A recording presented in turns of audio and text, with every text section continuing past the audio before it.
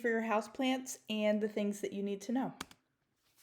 So it's really important to understand that humidity really affects your plants. They can dry out even if you water them just fine from low humidity. And this is most common with tropical houseplants. It can happen with any kind of plant, but let's try and talk about how you can determine how much humidity your plant needs and recognize when it is getting too much or not enough humidity. So, how do you determine how much humidity your plant needs? Honestly, you need to research each plant, but understanding what category of plants that it falls onto will help you most understand its humidity needs. Tropical plants are from the rainforest and they need a really high humidity to be super happy. Succulents and cacti are more desert plants and they like lower humidity. So it really depends on the type of plant that you have. My number one rule in all of plant care is observation. You have to pay attention to your plants, see how they're responding to the environment, see how they're doing. And a lot of times, if they are unhappy with the humidity, they will let you know. You can use a hygrometer to measure the humidity in your home. I, for the life of me, could not find mine. I was just looking for it. I keep it in my greenhouse in the winter and then I put it away, and it's June right now, so who knows where it is in my garage. But these are just very small, very inexpensive. Mine is magnetic, so it sticks to my metal greenhouse shelf and it tells you the temperature and the humidity. And most plants want to be between 40 and 60%, and tropical plants can go higher than that. But just know that it can start getting really hot and really steamy when you get over 60%.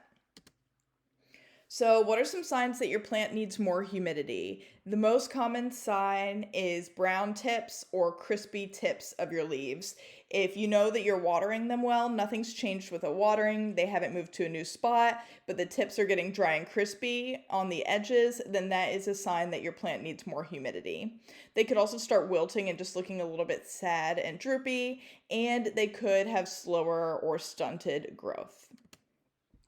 On the flip side, your plants could also get too much humidity. This often happens in a greenhouse or outdoors in a warm month. The number one sign that I've seen of this is like white fuzzy mold or green mildew growing, usually on the top of the surface of the soil on your potted plant or on the sides of the trunk of more like woody plants, like a fiddle leaf fig stem. Mold or mildew is a sign that it's too moist.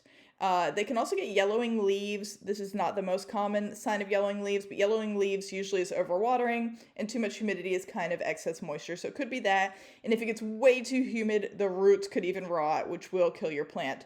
So watch out. And too much humidity can lead to a fungal infection, which is kind of like a nightmare to deal with. So try to avoid. And in general, here are some tips to adjust your humidity. I'll dive into a few in more detail, but running a humidifier is a super easy way. Adding a pebble tray is perfect for a single plant. Clustering plants is the easiest way to increase humidity just a little bit. You can mist your plants. This gives them a short-term boost in humidity. It's not a long-term solution because it does dry pretty quickly. And if you have too much humidity, the best thing to do is start using a fan.